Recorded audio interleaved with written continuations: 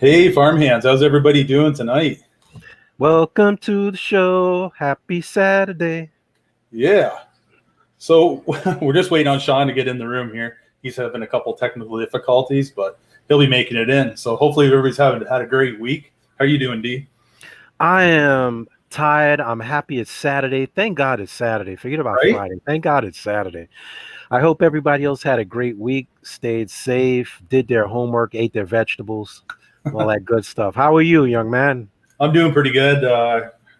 Not bad. I've been trying to get over a sore back. I hurt on Saturday. I slipped a disc. So last week, Oh, man. yeah. So I've been trying to get that all fixed out so I can get back to working on my tanks and stuff. So it's been a rough week, but we're getting there.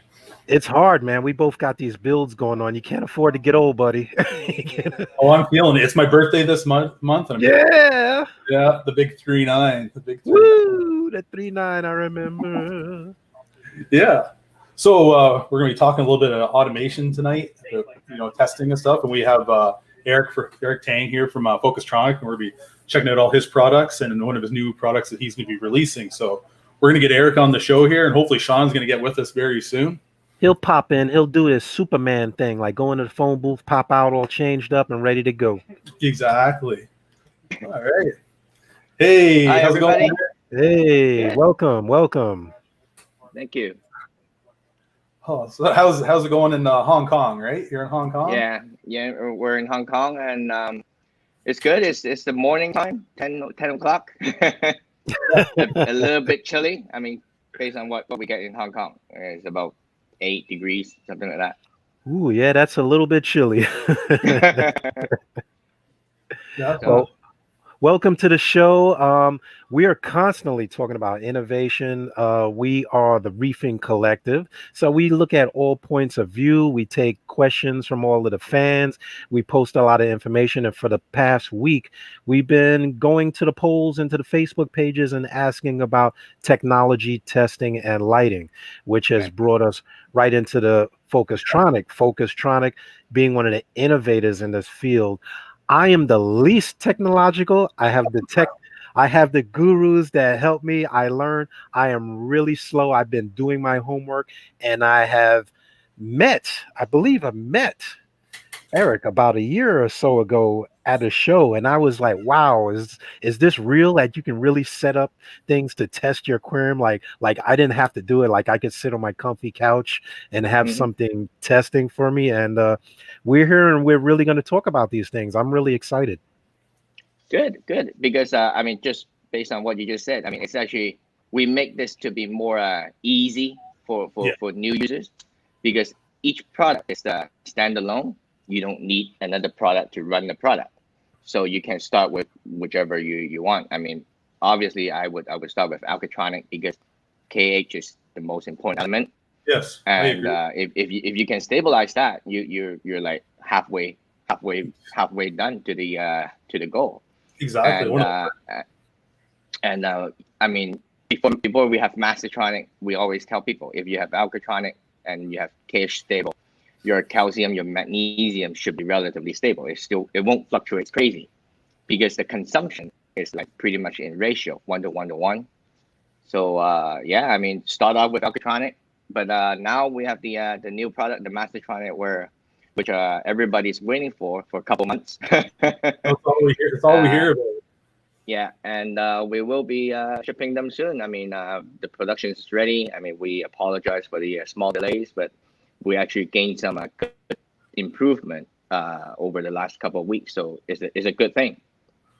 Yeah, it is a good thing that you guys are taking your time and making sure, get all the little glitches out of it before sending it out to the hobbyist. Yeah. And I mean, as we said earlier, I mean, we actually made some improvements. I mean, over the last 2-3 weeks. And so the products just keeps getting better and better. I mean, we can have track record. I mean, Alcatronic, we brought this out in 2017. Yep. And we've been upgrading and improving. I mean, hardware-wise and software-wise.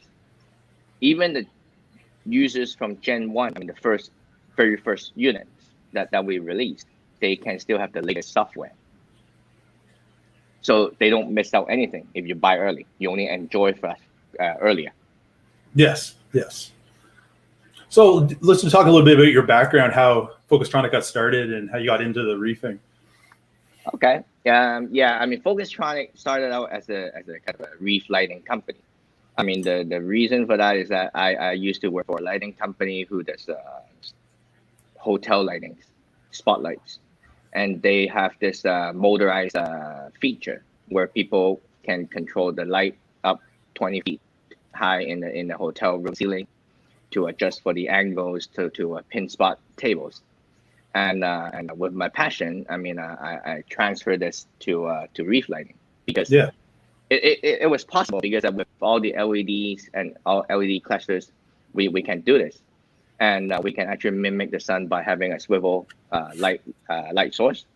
And it's because one of the drawbacks for LEDs is that they are very focused, too focused in some ways, and without the spread, because you can't penetrate a deeper tank if it's all spread out. Right. And at the same time, the disadvantage is that you get a hotspot. This is a known fact with LEDs. And I thought, oh, with a swivel head, you can actually have we call that a sweet spot now because this is movable. Right. The sweet spot in one location at this hour, then it will be at another location at this hour. So you can actually have a longer period of high intensity to bring out the color of the corals. I mean, SPS specifically, and without burning them, because for a powerful LED fixture, I would say people won't be able to turn it on up at 100%. They're probably going at 60 or 70% for a couple hours. So to me, I mean, when I was thinking about the Focustronic light, I said it's like driving a Ferrari in the city. You need to put it on the track. You need to put it on the track, right? To feel the power. You never really use 100. No. So that's how we got started. But as I said, we were pretty over optimistic, and because the lighting market is actually quite difficult.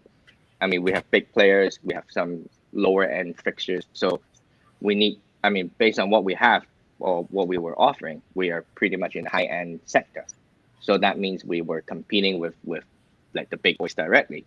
Yes. And it was not easy. It was not easy at all. And after that, after the first launch of the Focus One, I teamed up with Jonas from Sweden. Yep. And then we developed the Alcatronic, which I would consider as a very, very big seller. I mean, for a new company like us.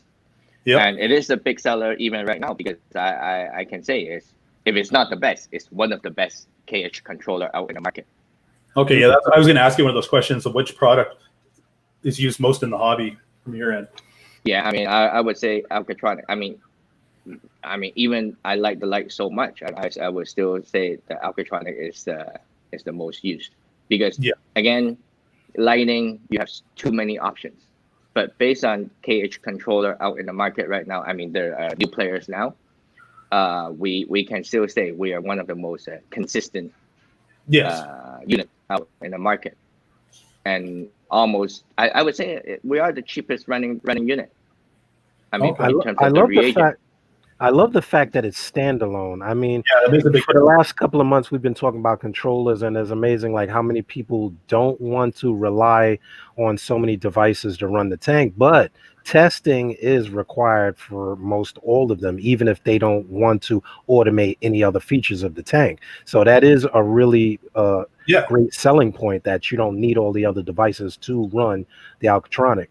Yeah, it's true. If somebody just wants to have a doser, they can just, have the Dosatronic standalone, makes it nice. And not everyone has to buy every component to put it together, or in the future, they can make it all into one unit. Yeah, you can go step by step. But exactly. I want to elaborate a little bit on these points. I mean, for Alcatronic, it not only controls or measure your KH, but it actually in our user group, I mean, there's a lot of cases where it actually saves a tank from crashing, not because of alkalinity, of something else. Because if it's something else that is affecting the tank, you have a problem, and then you quickly will look at it and stuff like that. So Hey, it actually Eric, saves. I needed you back in the '90s when I crashed a few tanks.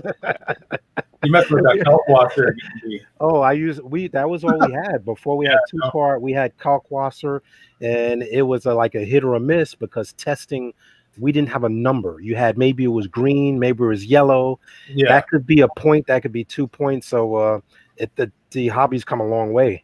yeah, Yeah. exactly. And with the Alcatronic too, it has a dosing built into it. I have a lot of people message me, does it just measure or does it dose? Like, it's amazing how many people message me all the time about it and ask me if it does that function as well.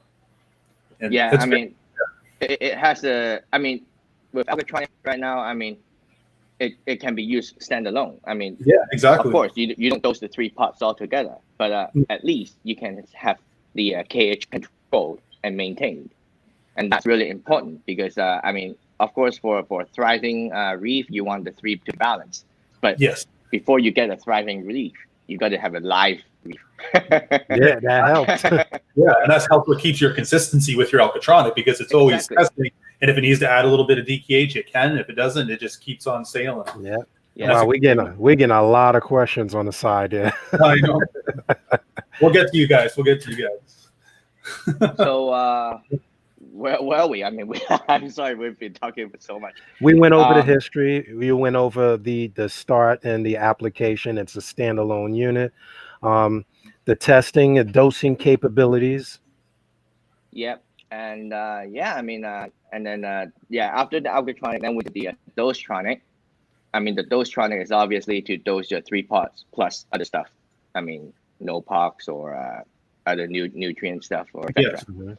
And I mean, now with the dosetronic, you can actually have a balanced 3-part dosing based on your KH levels. So it's not only doing your KH by Alcatronic alone, but actually does your calcium and magnesium. So basically, with the two together, you can autopilot your dosing pretty much. Yeah, exactly. I know, like, because I have the Alcatronic and the dosatronic, and I rely on that Alcatronic a lot now because, you know what I mean? It's one of those things that I don't have to be testing anymore. It does it for me. It just makes life so much easier and makes things so much more consistent and more successful, I find. Like, I've done everything every other way, but just having that automated, it just makes me a better reefer. Yeah. And with your system, I mean, we have a lot of people using calcium reactors. Yes. And people using calcium reactor with Alcatronics or with dosetronic as well. Because for big system like yours, I mean, the Hulk, I mean, you don't want the dosing. No. It will be too expensive. No, yeah, exactly. And I love with the reactor, I just set it, you know, the Alcatronic runs it, and I pretty much forget about it. It just does its thing. I still monitor it, like make sure everything is, you know, everything's in the range it's supposed to be, but it works great. Yeah, but what I want to say is that, I mean, we will be upgrading the dosetronic software so that it can actually dose continuously for calcium reactor pump. So that because for calcium reactor users, they can't really vary the flow. I mean, from you still have to do that part. And we can actually do that. I mean, and the other benefit of using a dosetronic with calcium reactors is that you can have like 90% dosing from the calcium reactors and then 10% from dosing, so that you can vary it. reduce the up and downs. Yes. Yep. Because stabilize. Because calcium reactors is very stable, but at the nighttime the cores don't take up much, and that's where the peak is. Exactly. So if you have a kind of a dosetronic with calcium, so you have less from the calcium reactor, but you actually supplement the dosing to flatten the curves. So you can actually have the dosetronic run on a continuous setting. Yes, but that is going to be with a next upgrade. Oh, yeah, because I got you heard it here first. You heard it here first. Yeah, I know a lot of people have been asking me. I want to do water changes with my dosatronic. Yes, we will be also implementing that in the next update.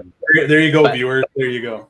But actually, I mean, in our user group, somebody actually DIY their schedule. I saw that. Yeah. But then we're gonna make it easier for people with a new software and a new app layout. Yeah, So, exactly. it's going to be more intuitive, and you don't have to play with it yourself with schedules. Well, exactly. The easier you make it for the end user, the better.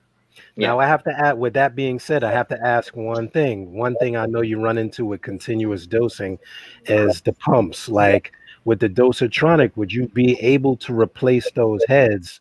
Or, I mean, when you're running on a 24-hour system, it can be pretty hard on the system. Yeah. I mean, one of the reasons, I mean, I would those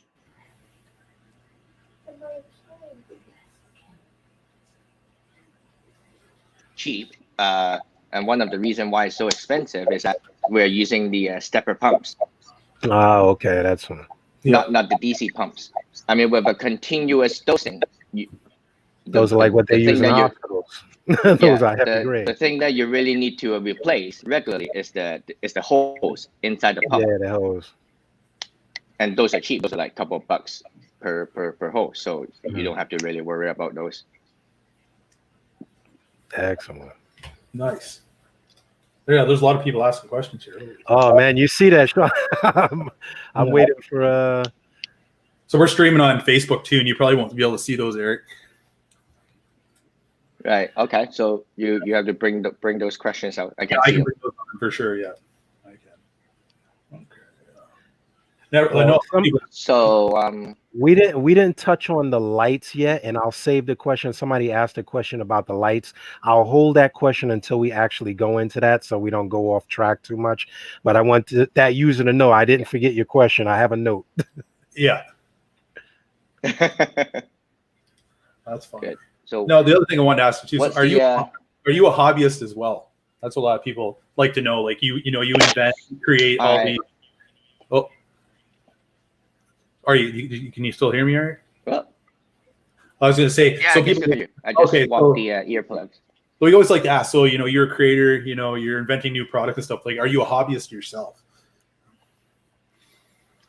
Yes, I would say I've been keeping fish since I was a teenager. So that's like 20-something years ago. And but I wouldn't consider myself a passionate reefer until the last 15 or so years. Okay. I mean, we all know running a reef is not cheap, so you need some financial backup before you can. You're not lying. You're right about that. Have a proper reef. I mean, it's not hard to start a reef, but if you want to have a successful one or to maintain one, you need the proper equipment.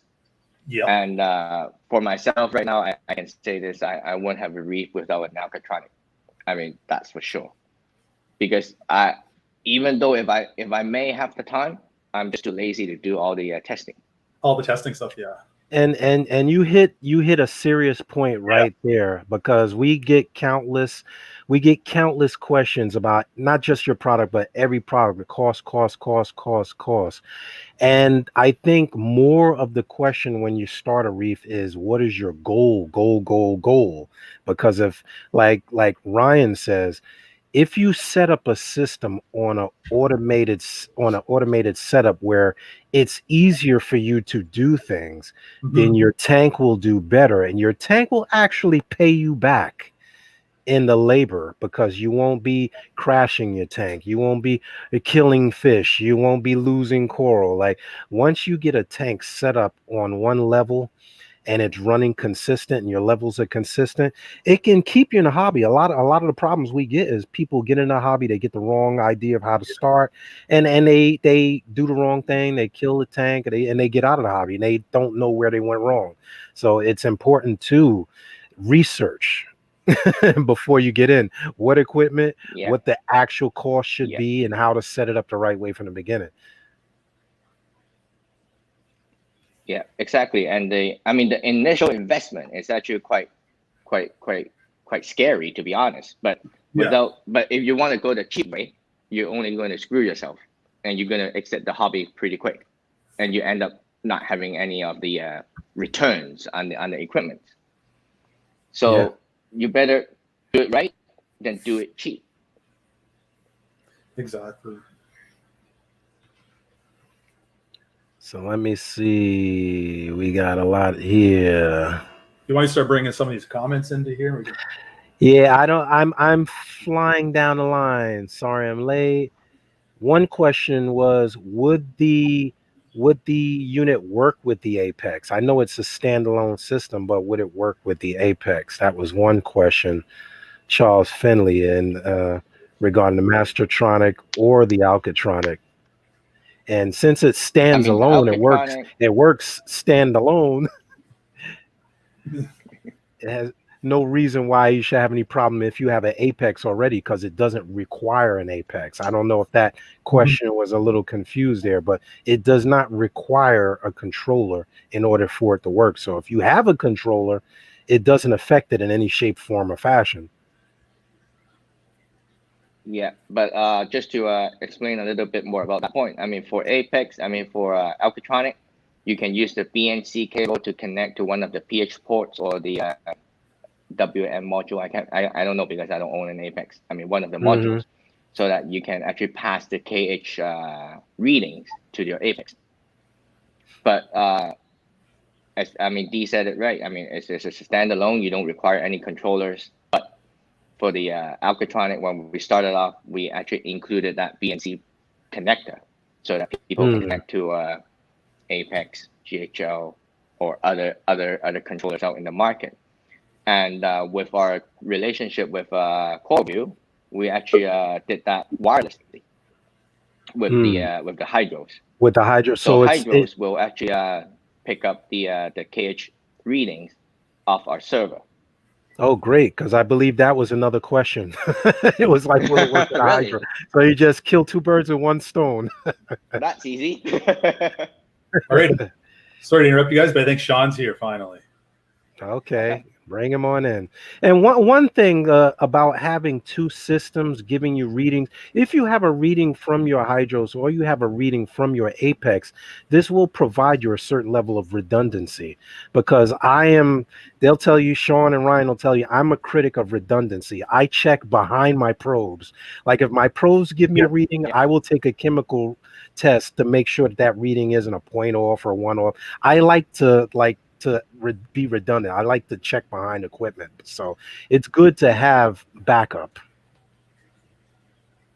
Exactly. And I mean, just like people having power backups, stuff like that. I mean, you need backups for reef systems. I mean, you have thousands or tens of thousands of dollars in that tank, and don't save $1,000 or don't save a couple $100. I mean, do what you need to have that system secured or insured, if you will. Hey, Eric, you find this funny? We had Hurricane Sandy here in New York. The insurance guy came into my house. I said, "The hell with the TV. My tank has got to keep running." I said, "I don't care with the no equipment, the stereo." I says, "My coral's got to keep running." I says, "That stuff's worth more than anything else in there." Exactly. Yeah. No, I mean, while we're on that point, I mean, why we always, I mean, of course, we want people to buy the units, but one of the reasons is people spend most of the money on livestock rather than equipment. I mean, that's wrong. I mean, in my opinion, because if you can't keep them, why buy them, right? I mean, that's a good point. Yeah, true. Welcome, Sean, the new and improved Sean. Sean 2.0. You sounding good there, Sean. Oh my gosh, I'm telling you, the settings just would not work. So you sound like radio and everything. Getting there. We got fun stuff to add, I promise. Hi, Eric. Sorry for being late.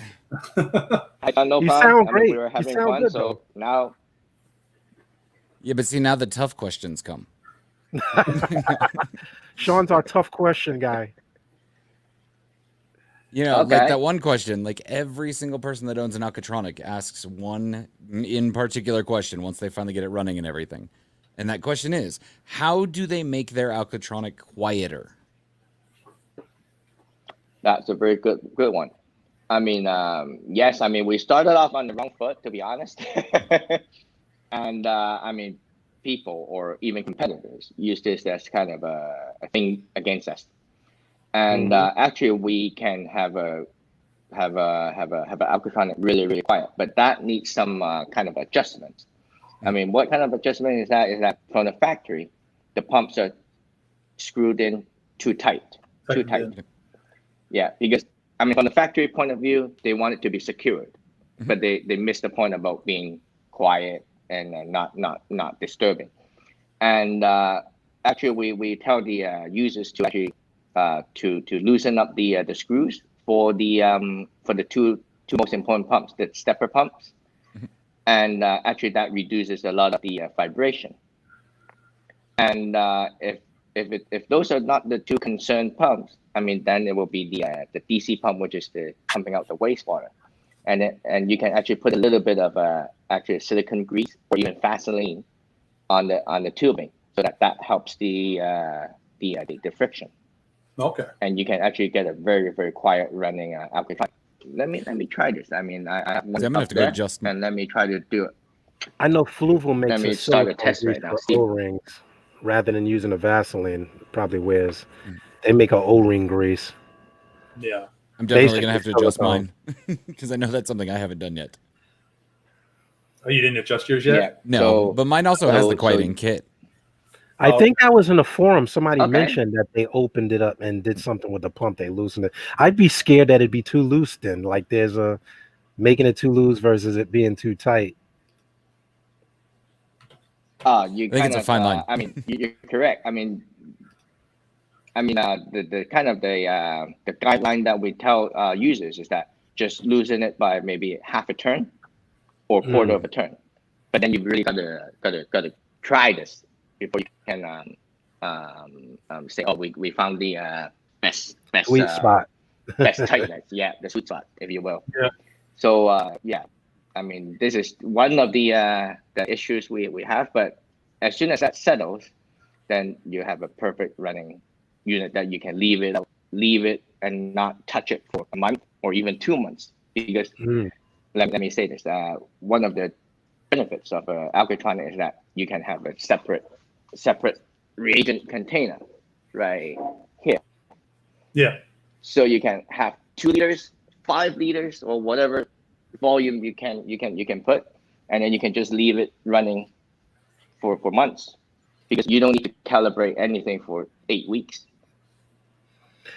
Now that was another question. Since you mentioned the reagent, that was another question I picked off the forum. I'm doing a lot of homework this week. Is there any plan on selling the pre-mixed reagent? Because some people are like saying if they're a little off in their mixture of the reagent, that their numbers become off, and that's been a kind of nerve-wracking to some people. So they wanted to know whether you would offer a pre-mixed reagent. For what? That's For a the very good question. alkatronic? Actually, initially we did offer a pre-mixed reagent. Yeah. But, I mean, I'm not sure if I should say this, but as a reefer, we should be good enough to mix some solutions. Right. That's true. Yeah, like when I mix mine, I have a digital scale and I just scale everything out. Well, that was the question. It was what did they use that? What is it? The flat scale? Like people were. Yeah, I use a flat scale. They didn't have a scale. Like most people don't have a scale to measure it. You can buy one like $19 at Walmart. Yeah, that's Well, what I that's did. what you I gotta just went to do. Walmart Yeah, and got a big old digital like food scale, and it worked perfect. Yep. They have them To be digital honest, now. Yeah. it's not important, because the scale is only giving you a number that you refer to. The Yeah. most important is the ratio. You have 4 parts of oil water Yeah. and 1 part of the concentrated reagent. So Yeah, it you doesn't really matter don't if you need have a a scale scale. or not. I just You measure can everything out to you make sure everything the ratio's right on. That's what So you can use a beaker. Yes, you Yeah. can use a beaker. I myself, you know what I use? I Measuring tried no, not even that. I mean, I go to McDonald's. I have some plastic cups that I have. I Yeah. save a couple, and then I use the exact same cup for measuring the 4 parts. Yeah. 1 part. I just put a little line on that cup, Yep. That's the easiest, probably the easiest way to do and it. that's all you need. And that's all you need. But just I mean, when mixing, just be careful, because actually this happened to me myself. I mean, I can kind of give a lesson. Is that sometimes if you use the same, I mean, we suggest people use the same container to measure, so that you have no variance between different containers. Oh, true. But sometimes I put in 3 parts of water and I forgot. Oh shit! how many parts did I put already? So Yeah. that's where my mess up is. I did that actually my first batch. So after that, I actually saved more of the McDonald's cups. I have 5 cups. So I have 4 all water and 1 concentrated reagent, so that I can just pour them all in at the same time. All you'll do like me is my wife yelled at me for using cups. Go to the 5 and dime, the dollar store, and get 3 measuring cups. They're $1. And just mark them. I just had to write. I do for my 2-part. I write ALK on one. I write magnesium on another. So I never like cross contaminate either. Like you use the wrong mixture and not wash the. I did that a few times. I forgot which one I put in which cup until I had a white cloud of smoke in my tank one day. So yeah, it's just to address that because I saw it in the forums. They were making a big deal out of mixing. So people just mark your cups. Yeah. One thing I like to stop you guys, I mean, be a little bit of silent. I actually started my alkatronic right there, if you can see. And I don't know if you guys can hear it, because I can almost not hear it. I mean, even if it's close. So it can be this quiet. Yeah. I mean, I definitely need to do some adjusting on mine because mine, it's attached to a wall that goes up to my bedroom. And I'm telling you, 3 o'clock in the morning comes on, it decides it wants to test, and my wall is shaking.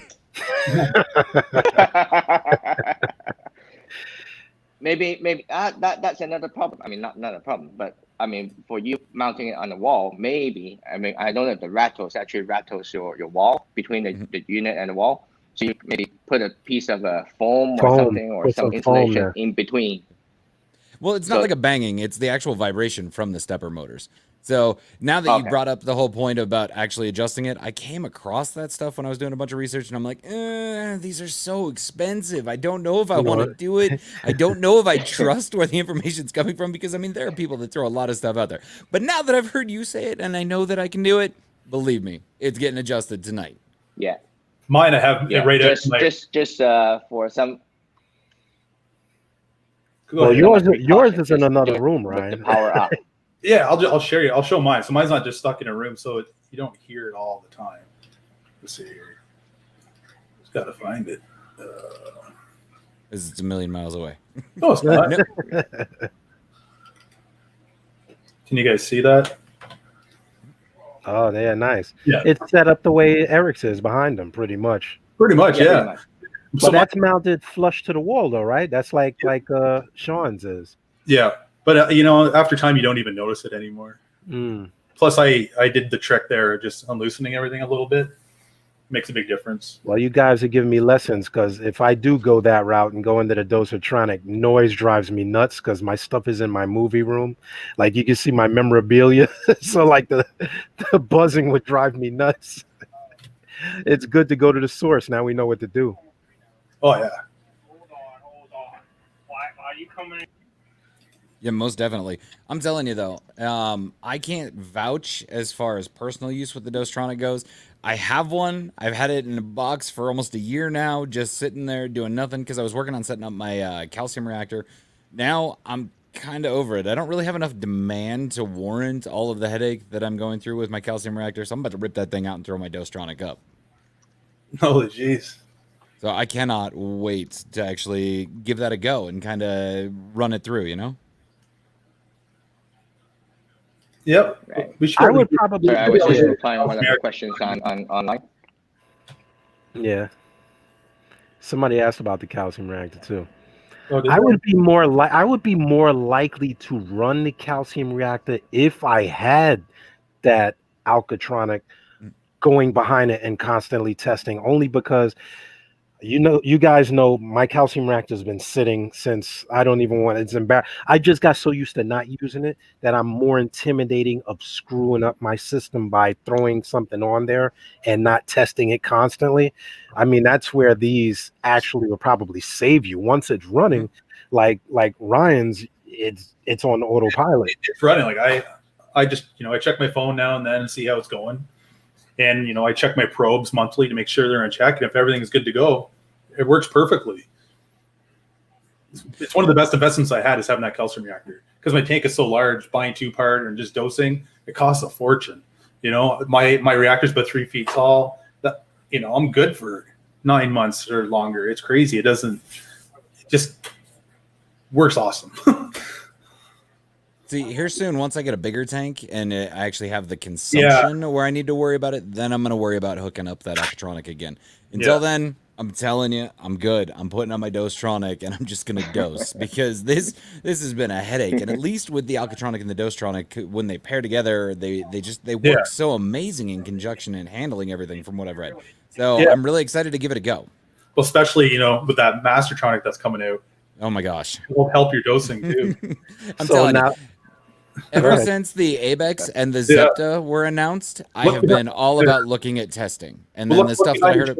No, I know, I saw it. Stop trying to point it out. I saw it. No, but ever since, you know, like the Abex, the Zepta, the Trident, the Reef Bot, ever since all of those started coming out and actually becoming more mainstream, I got really, really interested into automation. And then I started doing a whole bunch of research and I looked at Focustronic stuff and I was like, you know, this is absolutely amazing. I mean, I see that there are some problems, but I know that there are so many units that have been sold that the people that are having problems, most times it's user error, which is really sad. Since I've had it up, the thing has been flawless. The only time there's been any issue, it's been when I've had a setting messed up. You know, I messed up the MAC address for my smart plug or, you know, whatever the case was. It's just, it's been kind of a user error thing, you know, mixing up the reagent wrong or whatnot. Outside of those, though, like I say, it's just mint. The thing is amazing. I love it. That's why I'm excited to use the Dostronic.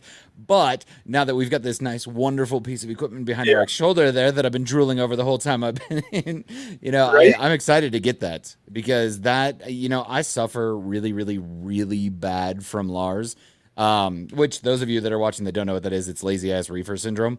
You know, I get behind in testing and everything, and it's just really nice to have that safety stop, you know, something just kind of let me know when I'm screwing up and to watch out for me and to watch out for my tank. I mean, not only do we have so much money invested in these things, they're living animals. Let's be realistic. I mean, you're not going to treat your dog poorly. Why would you treat your coral or your fish poorly? Yep.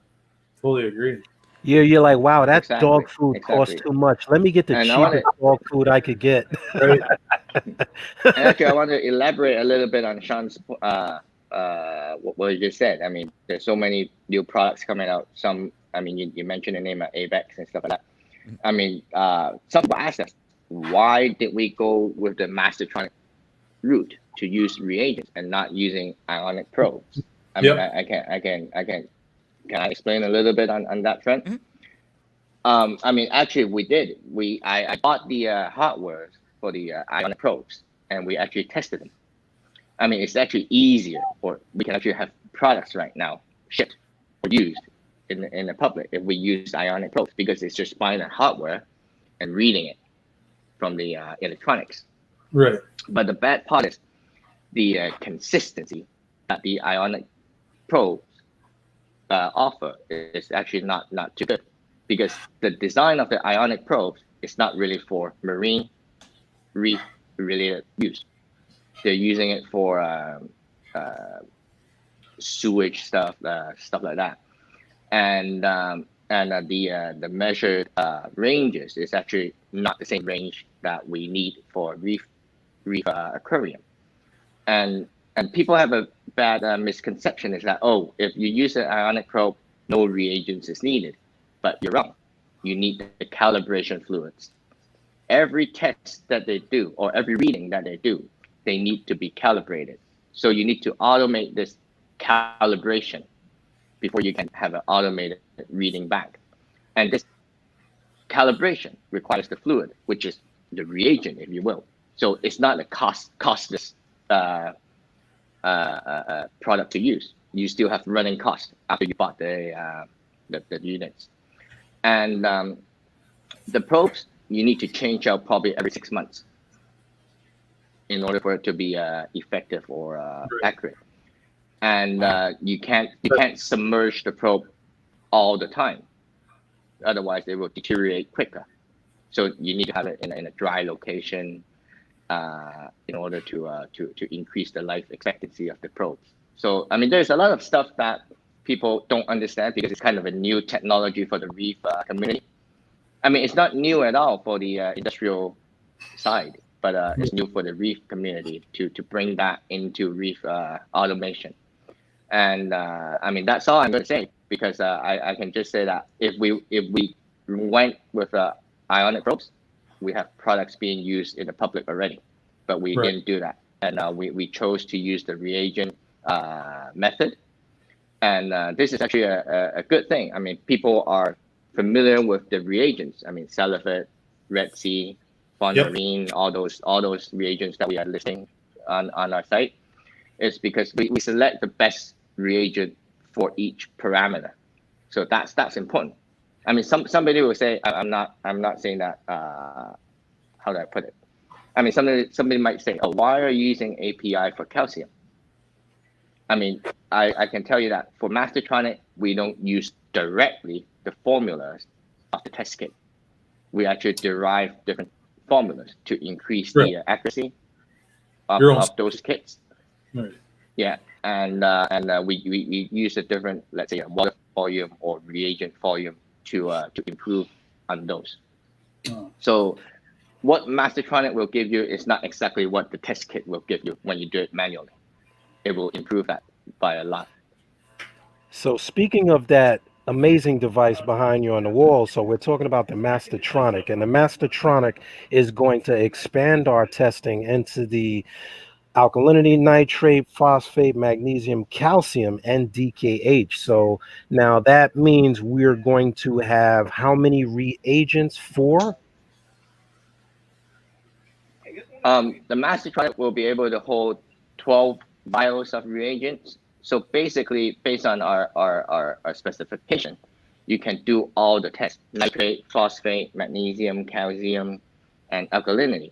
So you can do all those within one Mastertronic. Wow.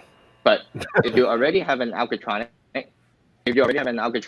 you'll probably want to skip the two vials. Yeah, and exactly. one of the good part that we designed is that you can have more than one vial of the same reagent. Oh, okay. So that will increase your maintenance time, not increase it or push it out more, so you don't have to refill it too often. If let's say you do a NO3 test every day, I have twice as much vials in there for NO3, then you can run a longer period without touching the unit. And it will detect. I mean, it will detect which vials is with sufficient reagent. So let's say vial number 10 is with one reagent and it's too low, so that you can't get it anymore from the needle. It will go to the next vial with the same reagent, so that it will do this for you. Now that's amazing, because I'm actually looking at the specs. I tell you, I'm always trying to read up and everything. Now, am I correct in saying that this will run on Red Sea Pro reagents? Yes, it will. I mean, that's for the magnesium. Yeah, and for the magnesium phosphate. phosphate. Wow, so those reagents are pretty dang on obtainable. That's pretty. Most of us already have them. Yeah. So it's basically just taking the labor out of it. Yeah. I don't have to do it, but I'm impressed. No, Okay, I'm so- going to correct you, D. Not only labor, but actually to improve the consistency, if you will, accuracy. Because when you look at those color charts, I mean, no matter how hard you look at it, you can't really differentiate the two side by side. Yeah, I'll just say I got Ryan by about 10 years. My eyes and colors and those, I'm off. I'm off most of the time. I mean, a 1 point off can make a big difference. Exactly. I love that you graphed it. Exactly. You actually give a number compared to other brands that are out there. It's what they do by the colors and stuff like that. Yeah, and as I told you, we derive formulas, so we don't give you. Let's say we don't only look at the color. We actually use the intensity of the color to give you an actual number. Right. So it won't be saying, oh, it's going to be 0.5 or 0.3 NO3. We're going to tell you it's going to be 0.35. Yeah, that's nice. That's nice. Yeah. So along the lines of testing, on your guys' actual website, it says that the Mastertronic will actually test OLI, which is your guys' own testing measure there. Is there a little bit you can tell us about that? Yes, I mean, this is something that we've been asked for a long time, but we haven't really released much information. is that this is our own kind of a test that we derived from the Mastertronic, is that it tells you the kind of the organic level that your water has. Yes. Because the higher the organic level, the more yellowness of your water is. So that would reduce the clarity. And that's when you need to change out your carbon, let's say, your carbon, so that it sucks up those colors. Right. Yeah. So for that OLR, you don't need any reagents. It's all done by the sensors. Okay. Yeah. Nice. That's neat. Yeah, I saw that and I was like, I want to know more about this and how that actually works. Because I mean, it's cool. It's something that's new that most people don't really look at or think about. I mean, it's just you look and your tank's kind of foobar and you're like, oh, I should run some carbon, and then it clears up and you don't necessarily have to run it. And I'll tell you, like, I've started keeping discus. So I've been going to discus forums and speaking to a lot of my friends that keep discus, where you require a lot of water changes because they're not tolerant of organic buildup and nitrate.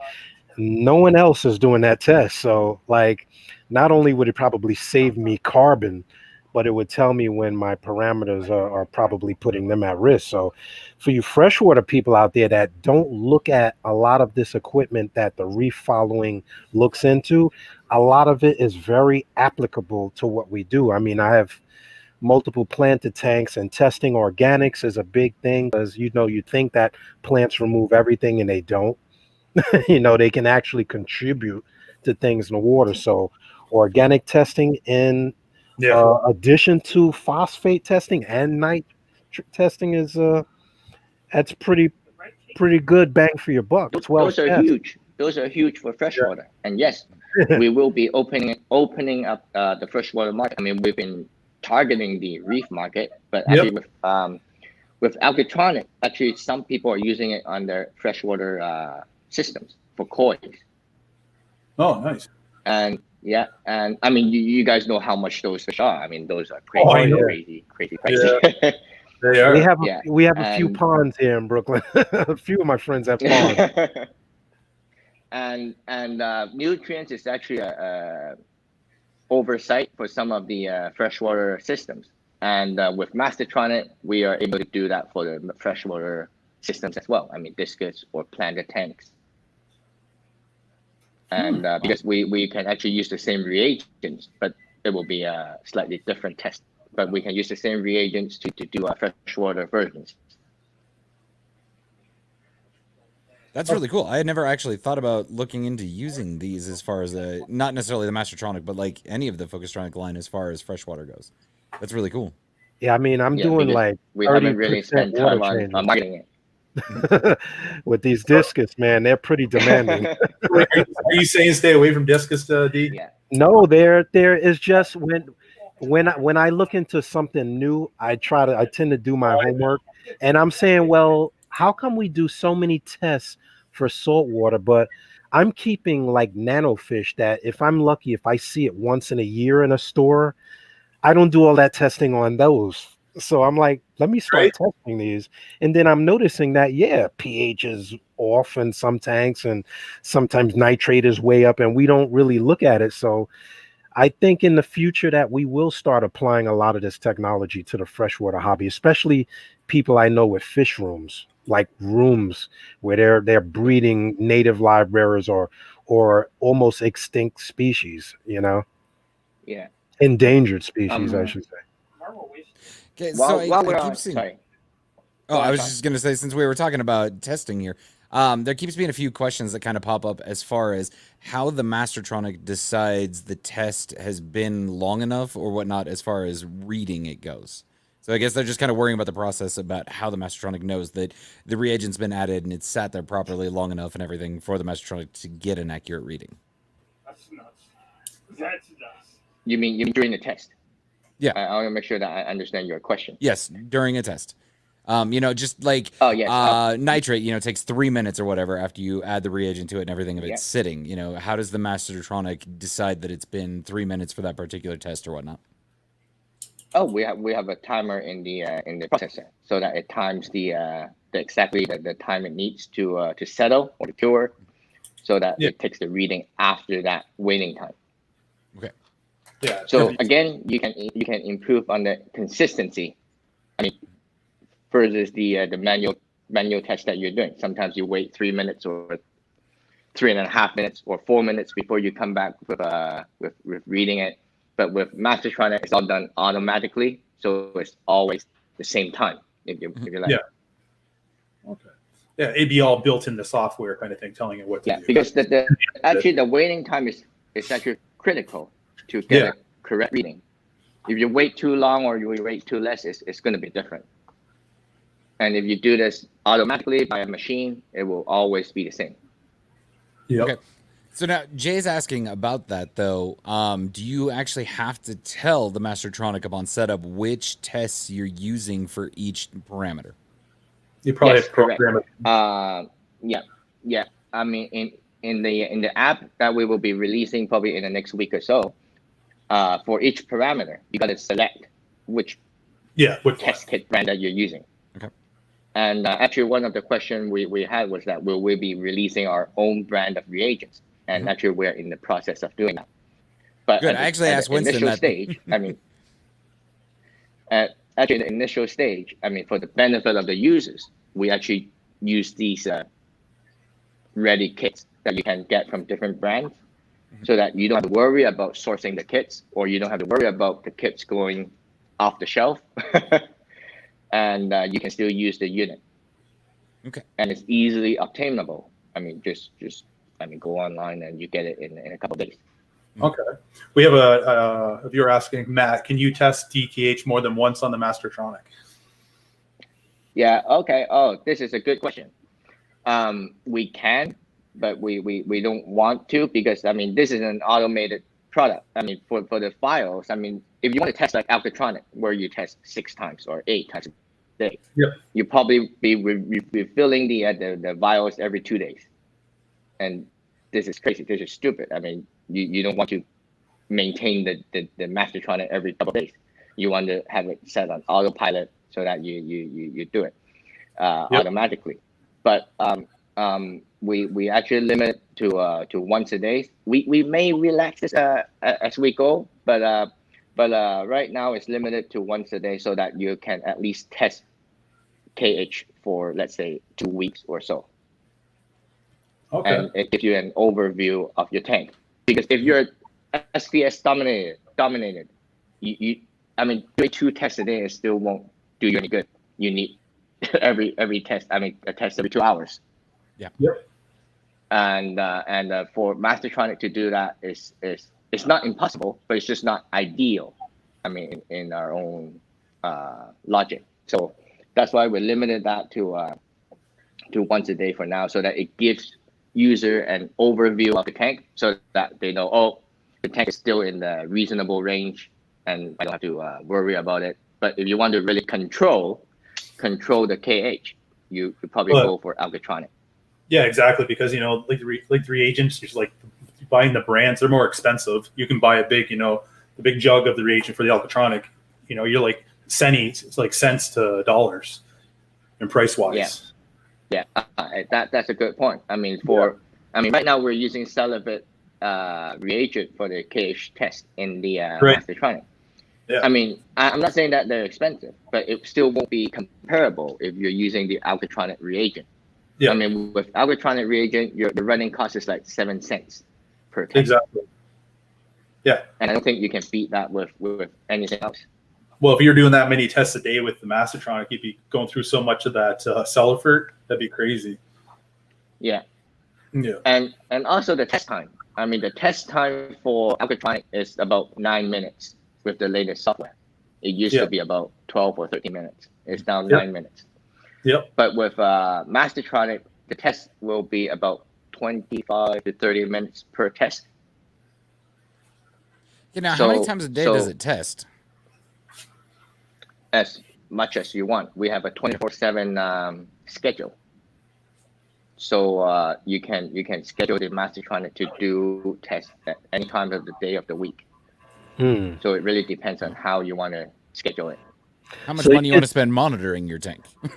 Well, you can set it so it's not testing at 3 in the morning.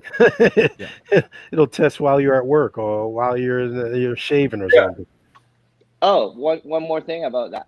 I mean, actually, we will be releasing update for the Alcatronic, and we will be allowing a scheduled test Oh, okay. rather than intervals. Yep. I'm over this thing going off at night. And besides, what do you really need to test alkalinity at night? Let's be realistic. There's That's nominal when it consumption, if swings. anything. But that's when it swings at night. Well, Goes yeah, up but and down at night. Yeah, all the Mine- photosynthesis and stuff. Mine doesn't do anything. Not No, a but thing. My alkalinity stays exactly the same from the moment those lights go out till they kick back on. No, with that said, it's actually not ideal to set a schedule, and that's why we have it on interval from the beginning. Because if you have it as interval, it can catches whatever problems the tank may have, even at night. For example, if you're not using dosetronic, or even if you're using dosetronic, if the dosing pump goes crazy, you don't know, True.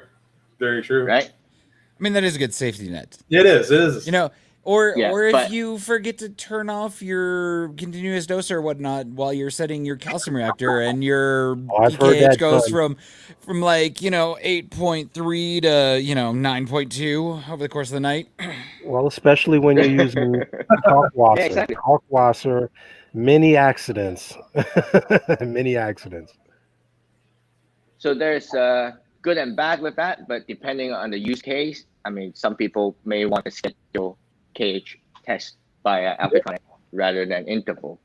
But for people like Ryan, where they have a fish room, they don't care less when it goes off, so they can have it anytime.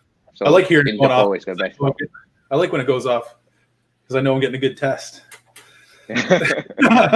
Right.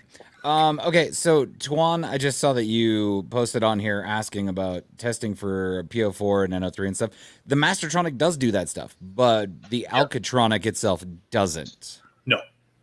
So just to clarify that, because I think that you had a little bit of confusion there as far as the products go. Yeah, we hit on that about, the Alcatronic does the testing and it has a built-in doser that doses your DKH when you need it. Yeah. Sorry. Right. Did I miss anything? I mean, is there any? No. No, but I was just answering a question there. No problem. I understand So, I that. mean, while we're on Mastertronic, I want to actually elaborate a little bit about the ability. I mean, and also one of our new products, the Solartronics, that's coming up in another month or two. Is that, I mean, right now with Mastertronic, we actually are launching the Solartronics together because we feel that with the readings or with the data that you have from Mastertronic with the nutrients, you can actually automate your lighting intensity. I mean, that's very important. I mean, many people, or even myself, I would say most people set their lightings and they just forget about it. They don't touch it anymore. And this shouldn't be the way it is. I mean, because it's a dynamic system. It changes, it's fluctuating in terms of nutrients or KH or even pH. Yeah. And I mean, I have a lot of supporting documents. I mean, even from Reef to Reef, I mean, Dana Riddle, he has a kind of a speech about growth rates and light intensity. You can't just give the coral as much light as you want. You burn it, or you actually reduce the growth, not improving the growth. And with nutrients, we all know that the higher the nutrients, the more lights you need, or vice versa. The lower nutrients, the lower light you need. Otherwise, you burn it. So with the Solartronics and the Mastertronic working together, you can again autopilot that. So let's say your nutrients is higher now, you can actually increase your lighting by, let's say, 10% automatically without touching a button. That And is awesome. not to say that the Solartronic is already one of its own. I mean, you don't get anything like this in the market. Is that it is a movable, automated movement with the clusters, and we're lucky enough to be doing this together with Reefing. I mean, it's a very popular brand. Everybody knows them. I mean, Tulio, great guy, and then we can actually automate the angles so that it actually rotates, and you don't get hot spots. You get sweet spots because it will be 1 hour here, another hour it will be at a slightly different angle, and so that you can have a higher intensity over a broader area. Yeah, so now that we know that it's running Reef Bright LEDs, I mean, that's awesome. All of us in some fashion run something from Reef Bright. We love them. So that's great. We know the science behind them moving. We now have covered how the Mastertronic tests, and based on nutrient values in the water and everything, it's going to adjust the intensity of the lights.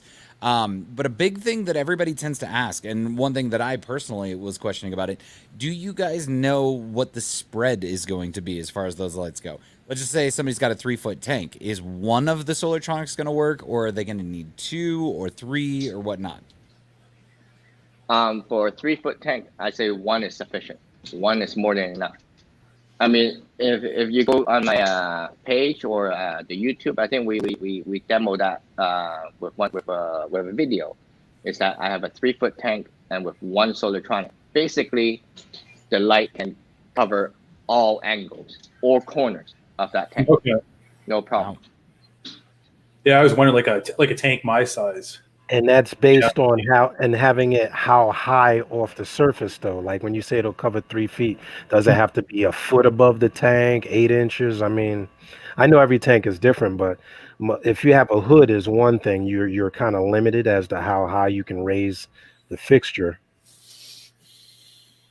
And I think Amy was asking earlier because she has a 4-foot deep tank. Like, would it be able to penetrate into a tank that's deep? Yeah, I mean, a 4-foot deep tank, I mean, we actually have some optics that you can use, because as default, the Solartronic comes with the reflector that actually Tulio designed.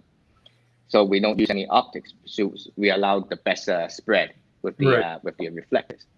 And for deeper tanks, we will have a kind of an upgrade kit with optics, so that it will narrow down the beam a little bit and allow you that penetration. Okay, so now, like Anthony's asking about a 4-foot tank, but I mean, if we're going to talk about tank size here, like, what would you say would be recommendation for some of the more common size tanks, like the 4-foot and the 6-foot, for instance? The 4-foot, I mean, it really depends. Again, just like you said, every tank is different. It depends on your rock work, what you're keeping, and how high you're mounting it, and again, your nutrient levels and stuff like that. But I mean, if it's possible, I mean, for a 4-foot, I would go with 2, or actually you can supplement it with other lightings, T5s or whatever, if you only go with 1 fixture. So it really depends on how you design your tank or what you're keeping. If it's a SPS dominated tank, definitely go with 2, because you have more coverage no matter what. But if you're keeping some LPS, mixed reef, I mean, maybe 1 would be sufficient, depending on your rock work. Okay. So now, what about a 6-foot tank? Definitely 2. Okay. Because so, I mean, the rule of thumb might be 1 fixture will cover like 3 to 4 foot. Yeah. Okay. Okay. So 3 is safe, 4 is kind of pushing its capabilities then, essentially, as far as the spread goes with the way that it works. Yeah. Okay. Yeah. Perfect. I mean, that answers a whole lot of questions that I've come across about it, because, I mean, people look at it and they're like, okay, I've got a 4-foot tank, and for the price, because, I mean, it is a bit of a pricey piece of equipment, they're like, I can go buy 2 Radions that's going to cover that. And, my argument is always, it's the technology, it's the integration, it's the way that it works. Also, it's a Reef Bright light as opposed to something more mainstream and commercial. And I absolutely love that about that. Yeah, I mean, I'm going to explain a little bit more about your point. I mean, that's very true. It also depends on your budget, and if you like the feature or if you believe in the features. Because honestly, you can grow corals with black boxes. Yeah. I mean, there's no doubt. So it really depends on how professional or how high end you want your system to be, or because this is more or less how to put it, I wouldn't say a toy, but it's something that you can use and something you can play with. It's I a would luxury, a Yeah, luxury item. I was gonna say it's more of an ease of access kind of thing. I mean, if you can set it and then you can tie it to the Mastertronic and it just kind of Yeah. does its stuff for you. Like yes, you're paying a little bit more as far as the cost goes, but at the same time, you're paying for the convenience of having something that's automatically adjusting for you and making sure that you're getting optimal lighting for your coral. I mean, to me, that's huge and worth the money. But it's not necessarily something that's worth it for a lot of people, but I mean, that can be said about any of the toys, I guess is a good way to put it. I mean, it doesn't matter whether you're talking about controllers or, the Alcatronic or the Mastertronic, the Solartronic, whatever. It doesn't matter what you're talking about. I mean, they're extra expenses that you don't need. We're gonna go with need on that one. But they're nice, they're convenient. I mean, I love the toys. I have them. So I mean, I'm all for it. Once that stuff is actually available, I mean, believe me, I'm gonna be putting toys on my stuff. But not everybody's like that. But again, I go back to it's kind of the convenience factor. I mean, sure, I've got XR30s. They're great. They grow stuff. They look good. They're quiet. I can't complain. The app is good, but I always felt like something was lacking. And then when I came across the Solartronic stuff, I was like, you know what? That's really cool. It actually adjusts and actually kind of not mocks, but simulates, how the sun moves and whatnot. That's just an awesome little bit of technology. And then when I found out that when tied with the Mastertronic, it would actually raise and lower intensity, I was like, I'm sold. That was it right there. Yeah. And now that I know the spread, though, with the tilt, with the tilting angle, I mean, it not only like mimics the sun, but actually there's a use for it, because if you have like bigger colonies on top of your tank, I mean, the bottom one will be shaded out, but if you have a light that goes at an angle, you can still light that coral and allow that coral to thrive. I mean, maybe LPS or some other corals, of course, but you won't get a lot of shadowing that you get from conventional lightings that just only goes top down. Now, I know I may be jumping ahead in technology because I'm always reading and doing my homework. Now, I know in the theory, in the relation to the applications on different tanks for the Solartronic, I know your notation, the feature highlights mention that the lighting shouldn't be set and forget it, but should adjust based on levels and alkalinity and a certain chemistry in the tank. Now, maybe not now, and maybe in the future, do you have any plan on the Solartronic talking to the Mastertronic? Like if alkalinity reaches certain point to lower the light, like do you think that that's something that you may integrate into it down the road, or is it already a plan? It's already a plan. Actually, you can allow the Solartronic to be controlled to be controlled by a particular element, let's say KH or PO4 or NO3. So, my mind blown. Hold on, what was that, D? Mind blown. Chemistry affecting configuration. I mean, I had to go there because when you're testing for so many specific traits, now what do you do with that information? Exactly. I mean, right now we're in the age of data, the data. Yeah. So with automation, I mean, before I started Focustronic, or before we even have Alcatronic, I don't find automation necessary. But now with all the data you have, you got to make use of those data. Sure. And that's where the automation comes in. And lighting was actually overlooked. I mean, nobody actually looked at like automating light intensity. They may automate dosing, they may automate temperatures, but they don't automate lightings. Why? Right. Because they don't have the data for it. See, that's just leaps and bounds. I know, right? You were gonna put it that way. It's leaps and bounds as far as being able to fully understand what's going on in each individual tank, because I mean no two tanks are exactly the same, so it's nice to have equipment that integrates so well together. And my whole goal, like my whole goal for 2021 has been control away from home. Like the big thing is I travel like a couple of weeks of the year.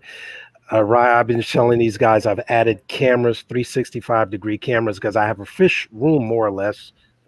Unofficially, I have multiple tanks. So I want the system to say, hey D, your alkalinity is dropping, do this, this, and this, and then send me email, say, look, this happened, so the unit is doing this, this, and this, and then I could see it. So that is really groundbreaking. Really groundbreaking. Yeah, yeah. And And I even mean, pH in a planted tank, if the pH is dropping below a certain level, I could dose a buffer or something, or a fertilizer, or whatever the case may be for a planted tank. I mean, that's a whole different ball of wax that we haven't touched upon. Freshwater people, hint, hint. You know, correct.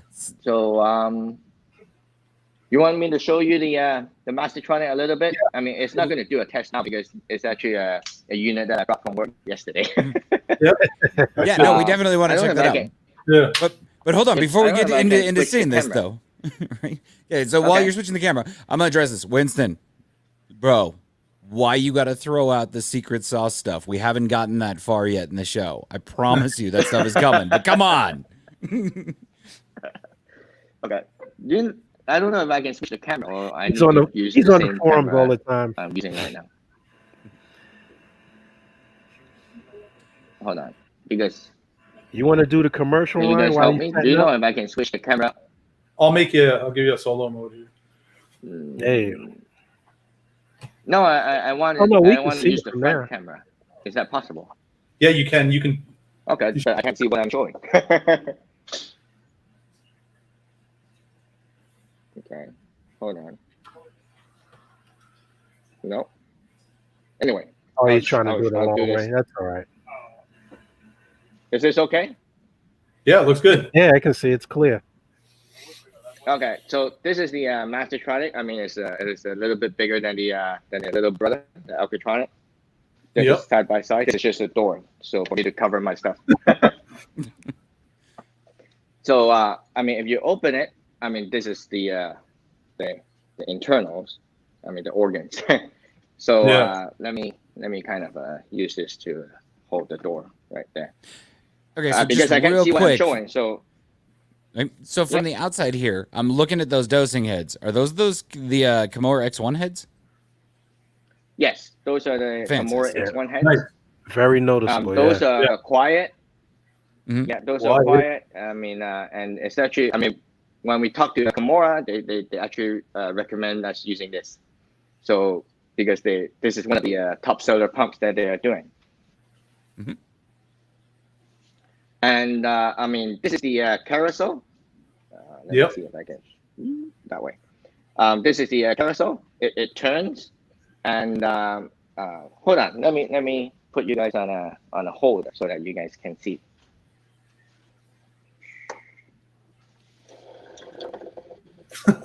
Right there. And hold on 1 second.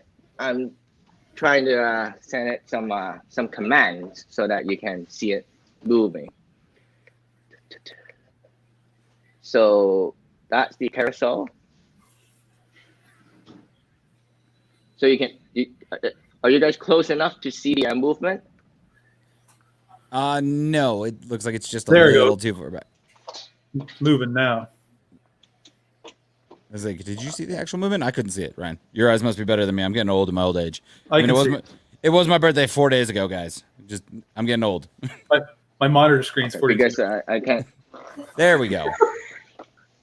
My monitor screen's 42 So, inches. Beaver. I mean, this is Show not off. a unit.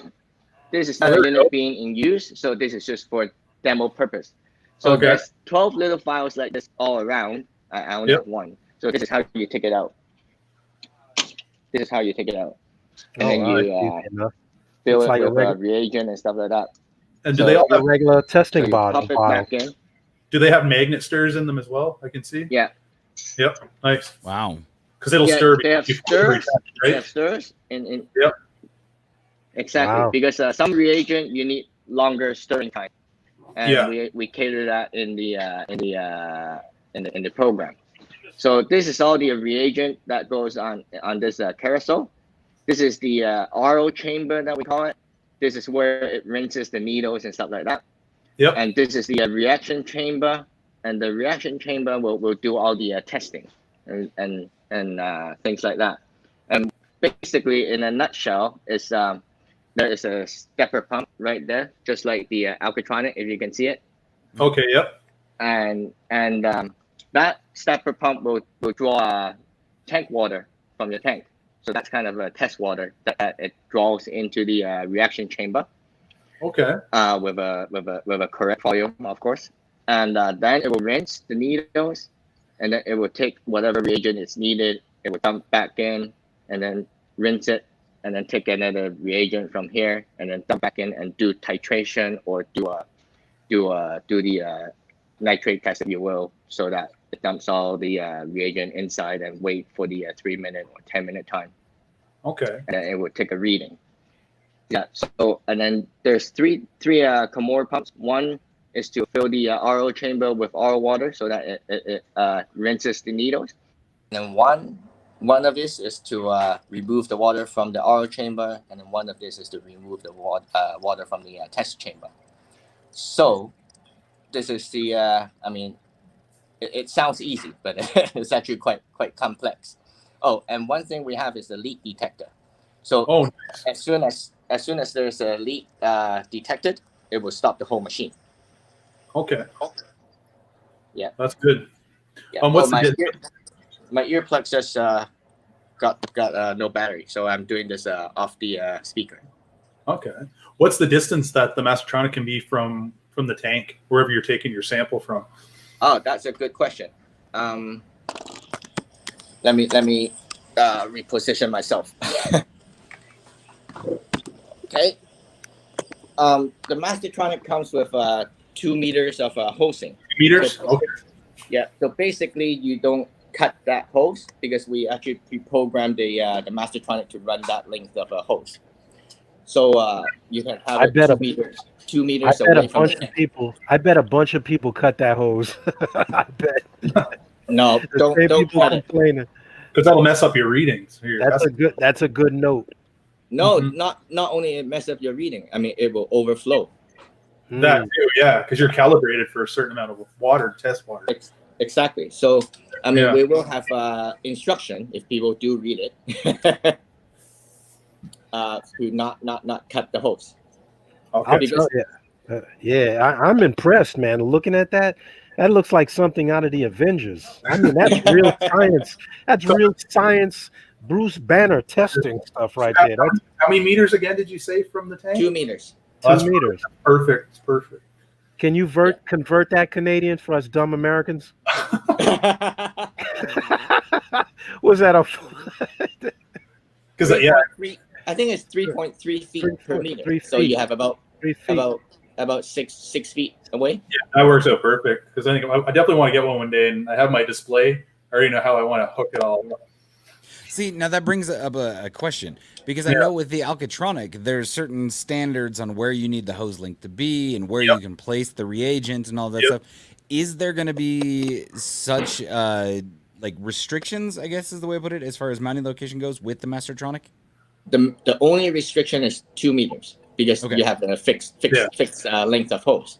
So if you can position the Mastertronic within 2 meters from your water source, you're fine. Because you will calibrate each pump. And just to run through the setup process. I mean, it's actually pretty easy. Yeah. First of all, you get the unit online, and it's actually a different way of getting it online than Alcatronic. When you first open up the Mastertronic, it is AP, an access point. So you connect your phone to the Mastertronic via Wi-Fi. Oh, okay. Yeah, and then you set your router's info to the Mastertronic. Then once it's saved, it will actually do an internal reboot, and then it will disconnect from your phone, and then it will connect to your home router. Okay.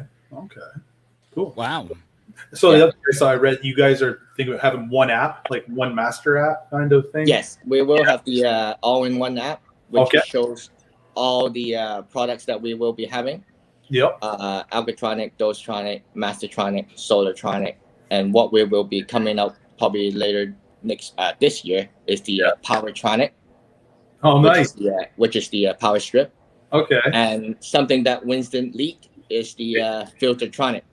Oh yeah, yeah. I was just gonna ask you if you had any other products coming out. Yes. Actually, after the Mastertronic, I think we will have kind of a pause with testing equipment.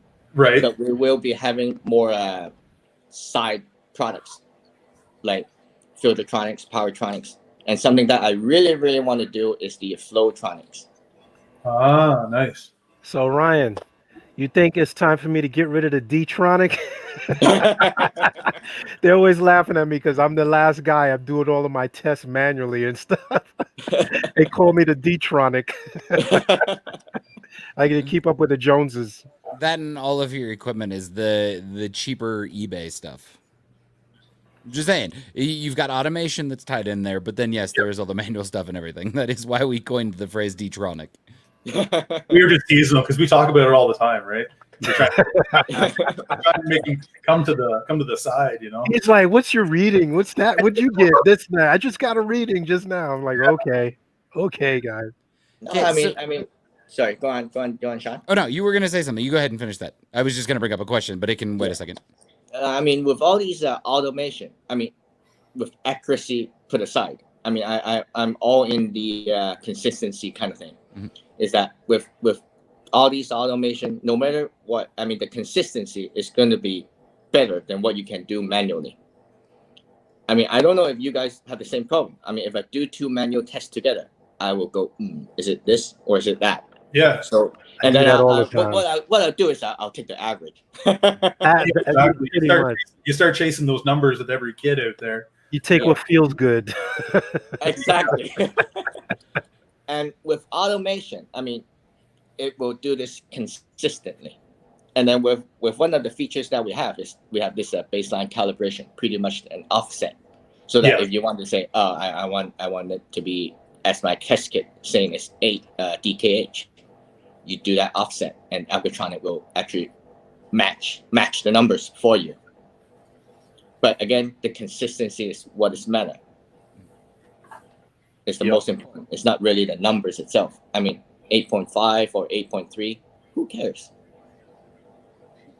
I'm not saying it's wrong, but it's not the most important thing that you should chase for. Yeah. Yeah, as long as you're not having the big swings. Yeah, and you become used to looking at your tank. Yeah. I mean, if you've been in a hobby a long time, it's easier to say that. I mean, new people never understand that, and it is something that you get used to seeing reactions in your tank. Like whether it be that yellowish hue, like know when your water's clear versus, hey, look, I need to throw carbon in there or something like that. But the fact that you are looking at testing organic manner still is in my head. Like I can use that for so many different things, not only just the reef. Yeah. And maybe that can control your UV running time. Yeah. Yep. True. Save your bulb life. Yeah. Yep. Yeah. I mean, it's just a lot of opportunities. I mean, with all the data that we have. I mean, some people run reverse lighting with the view, right? I mean, whether 12 hours or 8 hours or whatever. I mean, you can actually control that. If the nutrients is getting too low, you can actually reduce the running time of the future light. Yep. That's great. Yeah, I mean, I'm digging so many different things about the way that all of this works together. But there is actually a really good question that was popping up on here that Tuan asked. And this I wanted to know myself. So with the Algotronic, everybody knows you can have a storage container or you can dump the reagent and everything back into the tank and it doesn't really do anything. But what is the storage kind of dump requirements or whatnot as far as the Mastertronic goes? Oh, yeah. Mastertronic, you can't dump it back into your tank. No, because you won't. After you do a manual test, you won't dump those back in your tank. those never, ever. No, the question wasn't about redumping it in there, but it's like what is kind of the suggested, I guess, as far as kind of a container goes for it. Okay. Like, how much does it actually push out as far as waste product goes for you got, every test? You got the RO water plus the reagents that have to clean tubes and stuff. Exactly. We suggest like a 5-liter container would be good. And approximately each test will run about 100. I mean, less than 200 mils of wastewater. Okay. So that's not so bad. I mean, that's basically the equivalent of running 4 alkatronic tests. Yeah, something like that. Because I mean, it's got that 50 milliliter vial and everything. So I mean, you're kind of in that ballpark. Yep. So that's not bad. That's not bad at all. Yeah. I mean, Right. just evaporation will be more than that volume, I would say. I mean, depending on your size of the tank, of course. Yes. Yes. So, what's on the next? So What's next? everybody seems to kind of be questioning maintenance. Right. Be Chris Brown fan. Maintenance for the Mastertronic.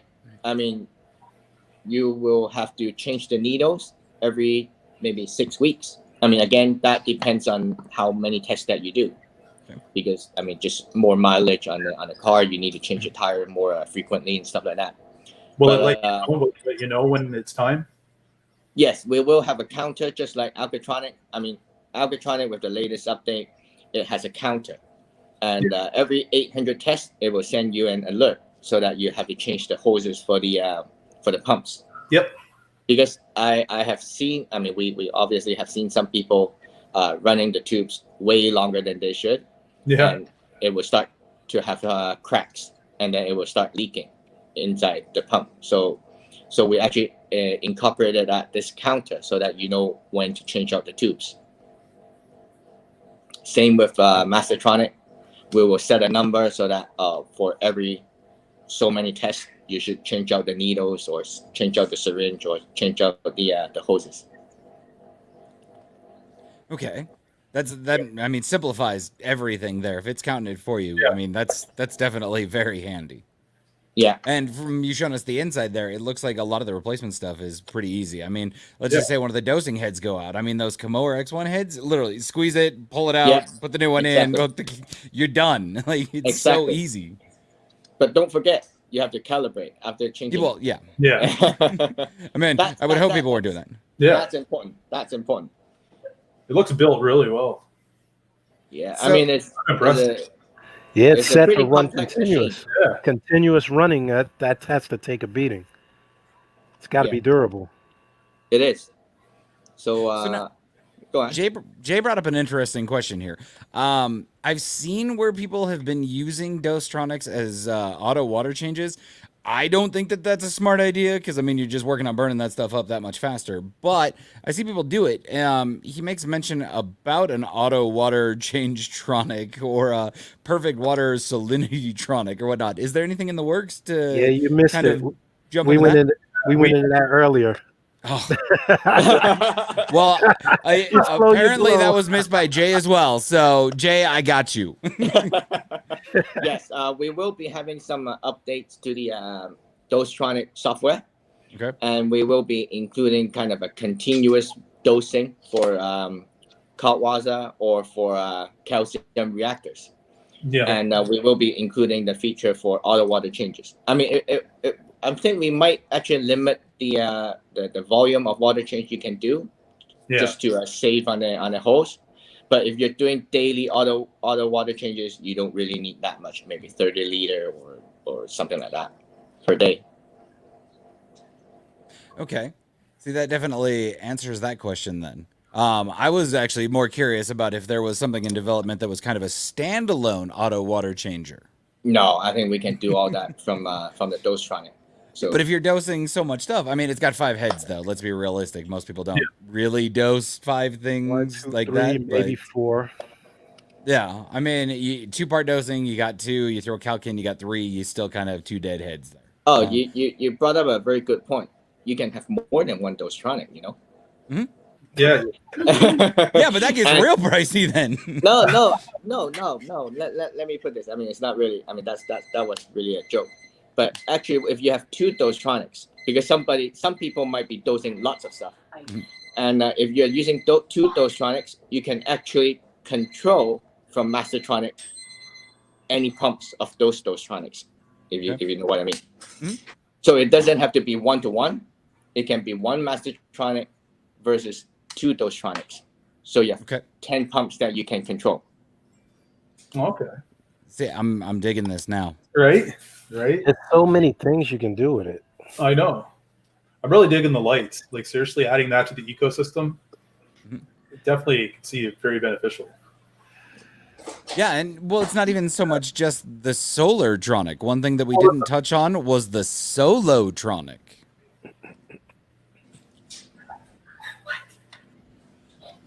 Because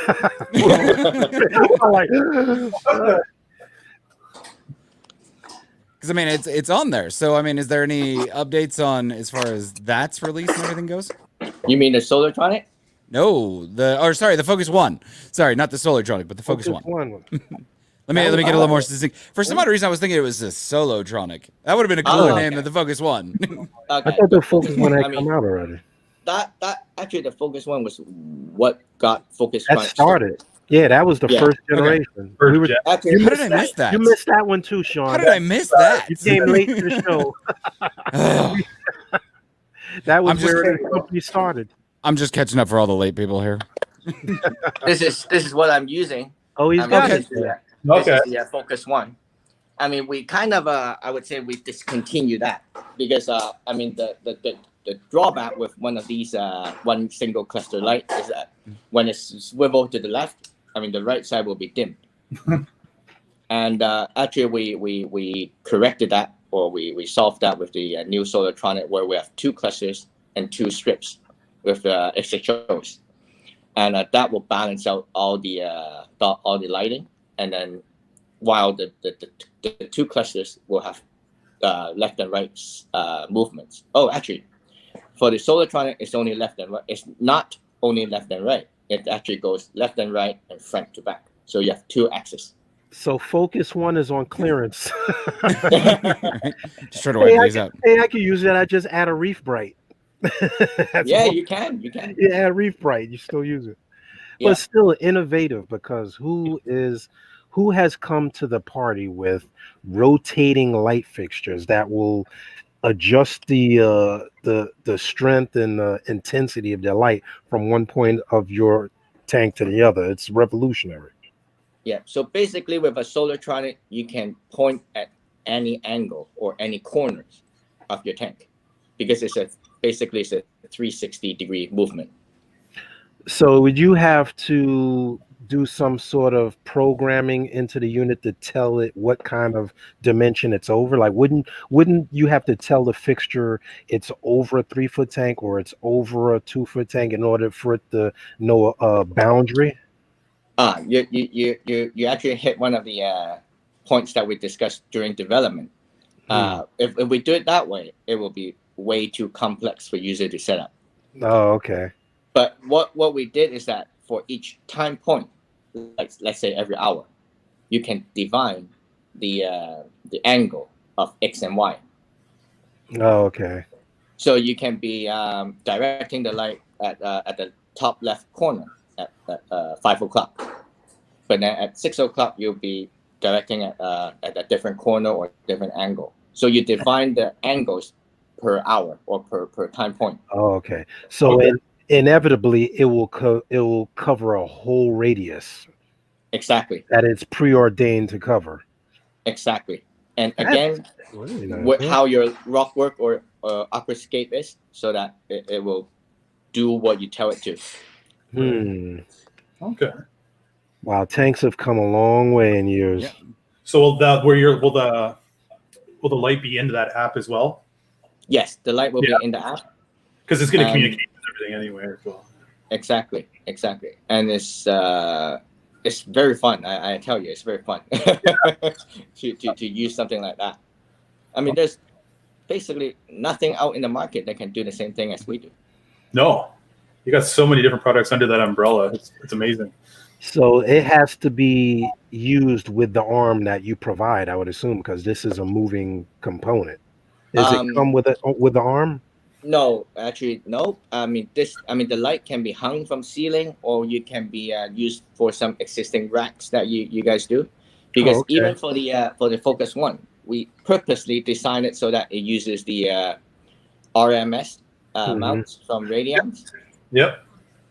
And I mean, there's so many aftermarket mounts right there. Yeah. So we don't want to kind of design it so that it uses only our mounts, but we allow users to use whatever mounts they can.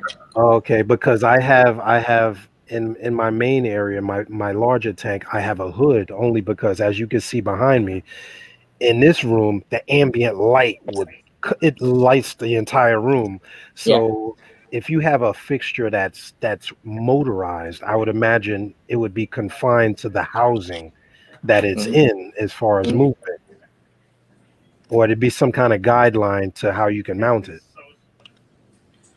I mean, there will be three. I mean, on the Solartronic, there will be 3 slots. I mean, that runs parallel to the whole fixture. So basically, you can have kind of the hanging kits, if you will, to go on either of the 3 slots. Okay. To mount on the rack that you have. Okay. Wow. It just keeps getting more and more impressive. Like we can't stump you, Eric. He's got all the answers. Yeah, because I helped develop all these. I mean, together with Jonas. I mean, I need to give Jonas some credits as well, because he actually is not the best time right now. He is now 4 o'clock in the morning or 3 o'clock in the morning, so he can't join. And I mean, he has helped tremendously with the product designs of the testing products, and we have a very good relationship with him as well. And without him, nothing will be possible. Yeah, that's amazing. I mean, you guys have done a great job. Here is an interesting question, though, that we haven't really touched on, or at least that I didn't catch earlier. There's a lot of question as far as integration with this goes, as far as, you know, like the Hydros controllers or the Apex or the eCoral, or, you know, all of these new controllers that are coming out as well. Right. I missed that too, Sean. Yeah, for the KH from Alcatronic, I mean, we designed the BNC connector so that it connects to other controllers.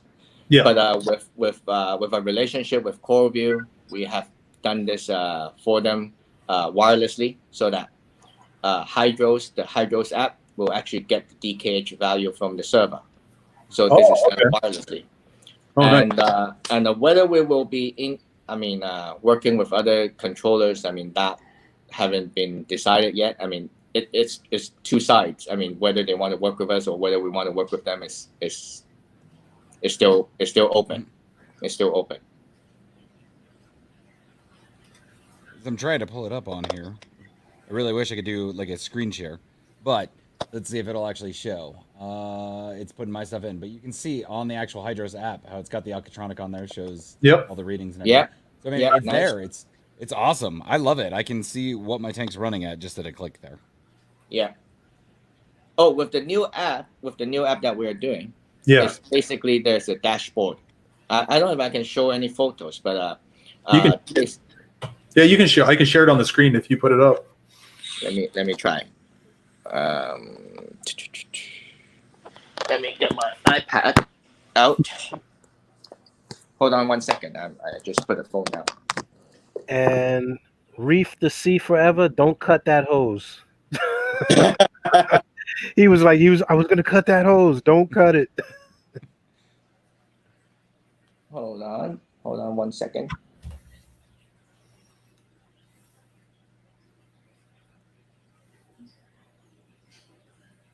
There we are. I can't share the let me put it this way. Can you see the app? Okay. Ryan, you're gonna have to make it bigger. Yeah, I'm gonna make it bigger. Yep. Yep, there you go. Yeah. So this is the dashboard. So basically you have all your parameters here. I mean, I haven't been testing, you can see. So it's all 0. And you have the building elements, which is the KH, pH, calcium, and magnesium. And then on a different tab, you have the nutrients. And then right here, you have the lighting schedule if you have the Solartronic. Okay. Yeah. Let me give this a kind of an example. So this is the Solartronic app page. So basically, this is all the lighting channels that you get. And this is where the fun part is. So let's say for 3 o'clock, or let's say 7 o'clock, I want it to be 10 degrees, 17 degrees here. And then I can actually have another angle. You can see this is moving so that you know where it is tilting to. Okay. I don't know if it's close enough for you to see. Yep. Yeah. So right now at 7 o'clock, it will be at this angle. And then at the same time, you can change the angle for each hour. So this is the Solartronic side of things. So for the Mastertronic, this is what it is. There's a parameter, let's say nitrate. You can set, right here is the reagent brand. So right now we have Fauna Marine, and then there will be 3 reagents. So you select which file to go for each reagent, and then you can set the Dostronic. Pump 1 will actually change the schedule by 10% if it's above the reference levels. And this is the reference levels that you set, just like Alcatronic, the high-low reference. And then here is the schedule that you do. Let's say we do a Tuesday, we'll do 12 o'clock, and then we'll save. And then it will, every Tuesday at 12 o'clock, it will run a nitrate test. Okay. And then you do the same for other parameters. Just exactly the way I did with the nitrate. And hold on, what else I need to show you? I mean, to calibrate, actually to set up the unit is very, very easy. Okay. All you need to is to calibrate a pump, and then the stepper pump, and then the syringe. That's all you need. So basically, you can probably set up the unit in 15 to 30 minutes. And then for the maintenance, you have a list of stuff that you can do.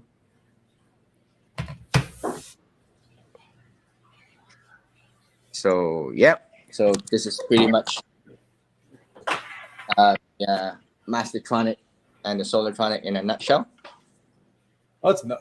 So when will that app be released? We will probably release that in the next 1 or 2 weeks. Okay, cool. Okay, so Peter asked an interesting question here. When using, or now with the advancements of the app and everything, if you're using a Dostronic, essentially Pump D on the Alcatronic is kind of useless at that point. Is there any plans on repurposing it so that it can be used for something else? Yes, we will be, and this is part of the next update that we're doing. I mean, we've been sorry about this. I mean, people are asking this for a long, long time, and we've been too focused on the new product development. But with the new software, just like what you asked for, a schedule test instead of an interval test. Okay. With that update, we will actually give the Pump D a feature. So let's say for you don't dump back the wastewater into the tank, but you actually put it to waste. You can actually refill the tank with the same amount of water. Okay. So it's pretty much an automated water change for you daily. Wow, Yeah, that makes sense. Yep. All right. I mean, I'm good idea. Wow. Yeah. I mean, I'm sold. Here, take my money. You got one already. I've been ready. Are you kidding me? I mean, since I found out about this whole project, I've been chomping at the bit. I mean, you can ask Winston. I reach out to him every couple of weeks. Is it ready yet? Is it going? Have you heard anything? Where's the status? Like, what's going on? Yeah. So yes, we've been a little bit late with that feature, but I mean, there's a reason. I mean, we are too busy with the new products, and I mean, it's in the to-do list. So we will give the Pump D back a feature if you have the AT and DT combo. Okay. Very nice. Very nice. Yeah. It's a great way to repurpose that one. And actually, one thing I want to mention is that even with the Dostronic, we discussed this with I don't know if I should say it. I hope I'm not getting in trouble with Polyp Lab from Canada to actually derive some formulas to those core food. Nice. Wow. Because again, this is kind of a section of reef keeping that people not do it schedule. I mean, me myself, I feed whenever I want, but Or like there's no schedule to it. phytoplankton. Yeah. Phytoplankton you can dose, and a lot of the formulas they don't refrigerate. Yeah, I mean, you And, can do it on a regular interval and then test for the organic load. yeah. But Yeah. actually, I mean, we all know that the whole reef depend on stable consistency. Yep. And if you can actually dose coral food every day by small amount, so that it will actually help your corals much better than I dose once per week, or I dose whenever I want, or twice a month or whatever. Yep. But if you actually do this with, of course, proper nutrient export, you can actually feed corals daily. Well, that's pretty. Wow. Jay said, "There goes my stimulus check." Yeah. Right. I mean, that's what I was thinking too. I mean, well, at least there's $600 there. You know, half of it. Half of it. Hey, you know what though? You cannot put a price tag on a peace of mind. I'm telling you, that is what I have learned with my Alcatronic. Yeah, and another product that we might be coming up, as I said, we will putting a pause to testing equipment, but we will be putting out more accessories, if you like. Okay. It's kind of a stirrer or dosing container with stirrer kind of product. Well, you know they need cups, because if people can't measure their reading, you can put out a Focustronic measuring cup system. No, but that ties into what I said, is that, I mean, for all those coral food, you need to give it a good stir before you actually dose it, if you want to do this automatically. Yep. Oh, So magnetic stirrers, yeah. yeah, so before Tronic dose your coral food, it will stir it for 5 minutes or 3 minutes before it dose. okay.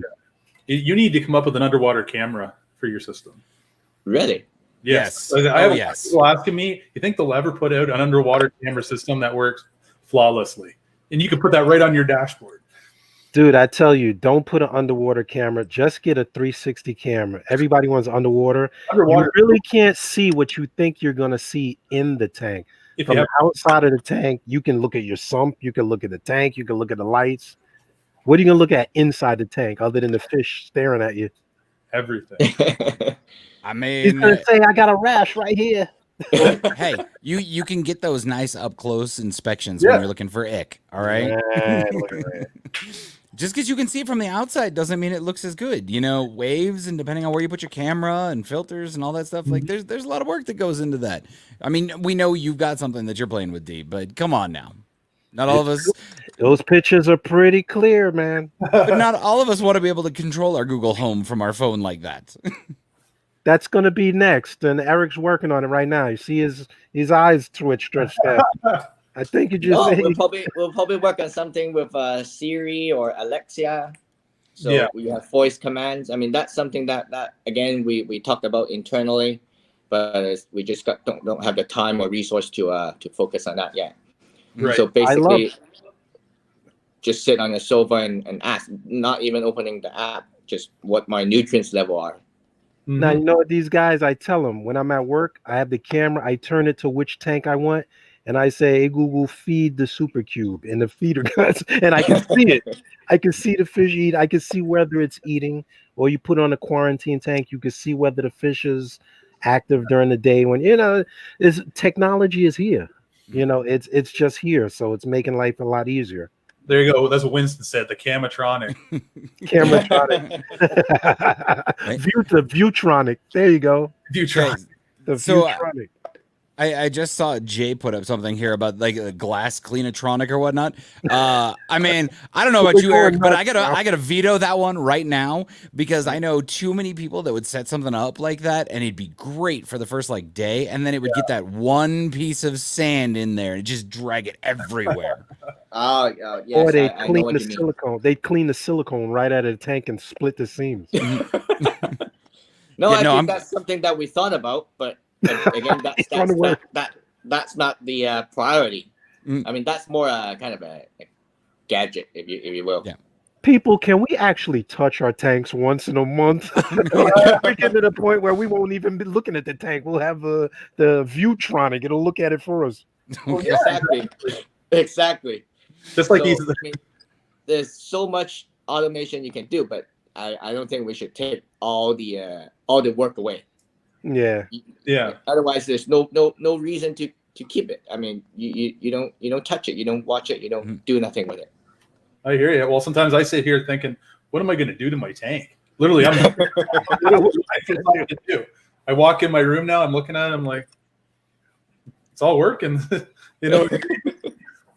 Yeah, but see, those are the days where you can actually kick back with your coffee and go, I do. oh man, I drink this my tank is beautiful. This is amazing. And then you would probably go and break something just so you'd have something to fix. I keep myself busy on other projects. Well, I mean, you do have a fresh project right now. Yes, I do. Yes, I'm just saying. Now that my back's feeling better, I can get more at it. Oh, we can tell you it's feeling better. You're actually active this year. Right? You can tell. I know. I wasn't like last time, barely moving. So, guys, we have had Eric on here for an hour and 50. Have we squeezed all the information we could possibly squeeze out of him? I don't know.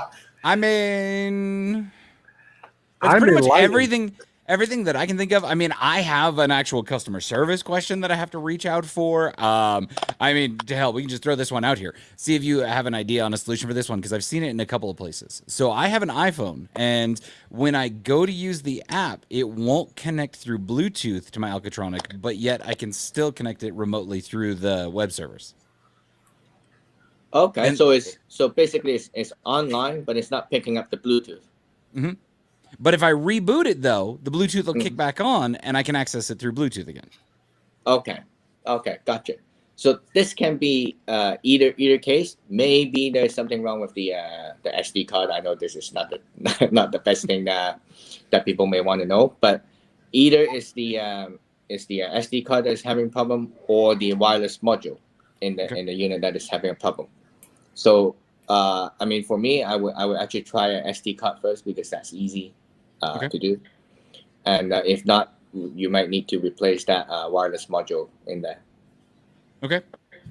Perfect. So, I mean, that gives kind of an idea. I mean, I've seen the customer service thing pop up a couple of times. Let me tell you what, guys, that's great customer service right there. Getting that direct answer right away. Yeah, exactly. No, I saw that one pop up a few times, and nobody ever seemed to really have an answer. You know, it was always just restart the Alcatronic, and I'm like, that's what I've been doing, but I can only connect to it for the first like 5 minutes.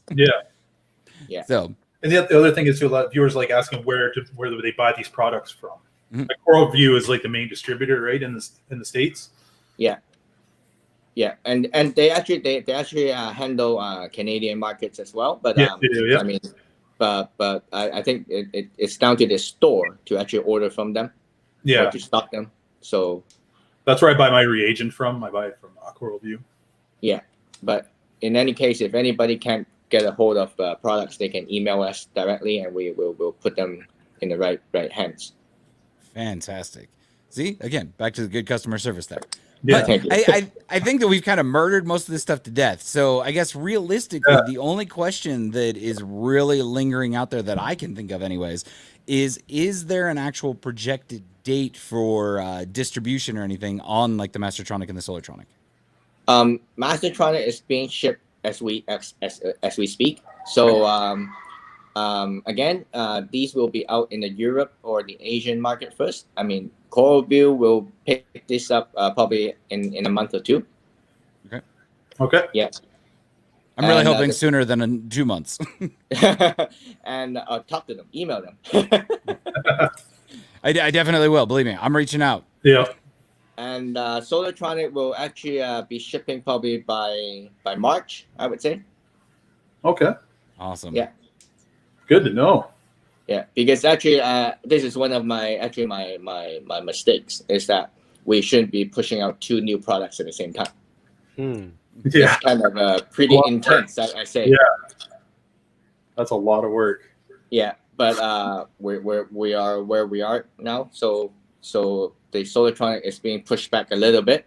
I mean, Yep. they were supposed to ship together, but I mean, rather than doing 2 things not perfectly, we do Yep. first thing perfectly, then we do the second one Okay. And Coral View will be selling your lighting as well? as well. Yes. Okay. Fantastic. Good to know. Sounds like I've got a call I need to make here. You need to start getting this wait list going, you know? I'm just saying. And Winston, stop gloating, okay? I Yeah. see this. Stop gloating. Like the UK is priority. Priority, yeah. Hey, you know what? The truth is, though, is the UK deserves a win. They've got a lot of stuff going on over there, and here in the US, we get a ton of stuff before they even do. So We're selfish in the U.S. Send us stuff. I mean, I'm just saying they deserve a win. So you know what? It's all good. I'm okay with waiting a little while longer. Yeah. But it's definitely a goal. Yeah, exactly. Well, we've been almost here for 2 hours, guys. Right? Yeah. I told Eric maybe 45 minutes. Yeah, that's what I was going to say. I didn't lie. I How didn't long lie. is this going to take? We definitely. When you get chatting, having a good time flies. Yeah, that's it. Time flies, man. Well, I definitely want to thank Eric for taking the time to go over everything in such great detail, give us some insight on things to come. It's been a pleasure, and one, thank you for coming on the show. Thank you. Thank you for you guys for inviting. Yeah, thank you. Absolutely.